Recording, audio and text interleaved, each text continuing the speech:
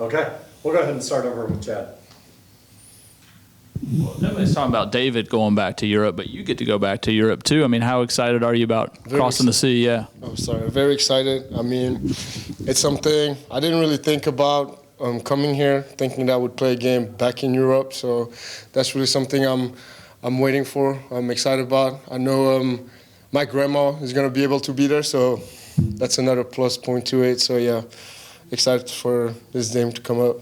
Can you tell us about your relationship with her? I mean, yeah, it's my grandma from my mom's side. We used to go every two Sundays. We would go over there. It's like at the time when I was a kid, I thought an hour and 30 driving was a long ride. So yeah, we would drive for an hour and 30 and go visit her and my grandpa and just have a good time. So yeah, it means a lot to me for her to be there. But yeah, I think that's the biggest part. I mean, she hasn't really been able to come for any of my games, so that's going to be her very first game to see me play football. So yeah, I'm excited for it. Rob? Coming back from an injury, sometimes the coaches and the players have different opinions on where you are in your comeback. You know, where do you feel you are right now? I think I personally, I did the work. I know what the injury was. It's my second time, same knee. I knew how the rehab process was. So when I found out I had to get surgery again, I mean, I knew what I was going to do. Put everything I could in the rehab. And yeah, I finished in like July, start of August. Actually, no, end of July. So we were very confident with the trainers on how I was moving, doing my rehab, and then camp started, and I was out there since practice one. I haven't had any trouble since. So, I mean, I think I'm confident on what I can do, and then I've showed my teammates, my coaches that I can be out there. So I'm pretty confident. Conditioning, okay? Yeah, I mean, it was, I did some running during my rehab, so like I was still working out with them, running with them, even though when they had to do like cutting the field or like cutting left and right, maybe I wasn't doing that, but the conditioning part I've been doing with the team since they've started conditioning, so I think, I mean, it's been fine from them. Oh, yeah. In terms of working with Coach Pope and Coach Simpson, just what has that been like for you? And it seems like the defensive line room's in a good spot right now going into the season. Yeah, I mean, I've had a few different coaches, and I think being able to have that diversity of coaches helps a lot. Having different mindsets of the coaches you have really affected me because I'm a good coachable player, I think. So when they came in with their idea, when they came in with how they wanted to play the game, I mean, I just dived into it. I trusted them because that's their job, and then I'm going to do what I need to do for them. So I just trusted them. We played it, and I think we can see that everybody is liking it. We understand it too, and I think personally too, I understand it way more than I did before. I mean, it's been a few years now, but the game makes more sense to me when I'm on the field now. So that's really a plus point. I think that them explaining it, how they explain it, helped me a lot into understanding it. I think, yeah, I'm very confident on what they're doing and just going to do what they ask for me. More for Sylvain? I know you didn't want to get hurt and had big aspirations going to last year, but as you said, like, you haven't been playing the game anywhere near as long as most of your teammates other than David.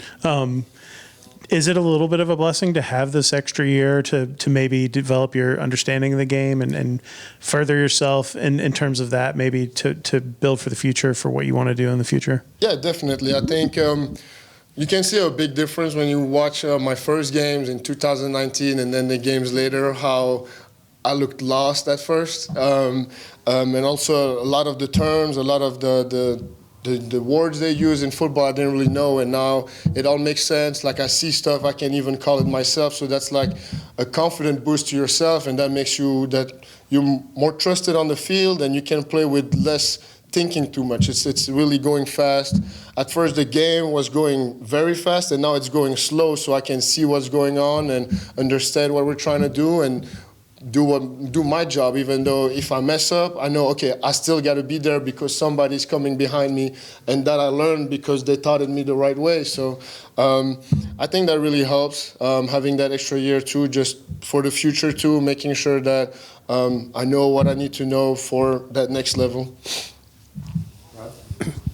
what has the competition been like between the offensive line and the defensive line, and where do you think your group is now, as you progress through the practices? I think we've had like good one-on-one pass rush, good field, move the field, just defense, D-line against O-line.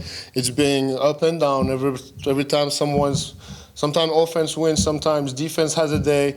But I think we're just all trying to get better. That's why everybody's giving 100%. And I think that whenever I'm against Jordan a lot, I think when I have a good play on him, he has a good play on me. We dab each other up, we get back up, and we go back again next play. And we just. I think it's a good environment right now where everybody knows what we're trying to do. Everybody's on the same mindset. I'm very confident on what they're going to do and confident on what we're going to do in this season. Anything else? Got it. If you want to wrap this up. So we've asked David a lot of these questions, but I imagine you get some from your teammates. A lot of them haven't been on an international flight. A lot of them, probably a few, haven't been on a plane before. Have guys been asking you about what it's like in Europe and getting some advice from you as well to give David a little bit of a break on that? I haven't had anybody ask too much about it, but I think when we're getting close to it, like a week before, it's going to be like, how you stay there for 8 hours on the plane? How's this gonna happen? Or what do you eat over there? Am I gonna have my grits? I don't know. So yeah, those are questions that might come up, but I don't know yet. So I'm happy to answer everything they have. I think it's gonna be a good time, even though we gotta stay focused on why we go over there. But it's good for them to also see Europe. For some guys that haven't left America at all, I think it's a big chance for them to really understand how the world works and how it is in different countries. So yeah. Awesome. Great to have you back, Sylvain. Thank you. No problem. You like that? You agree?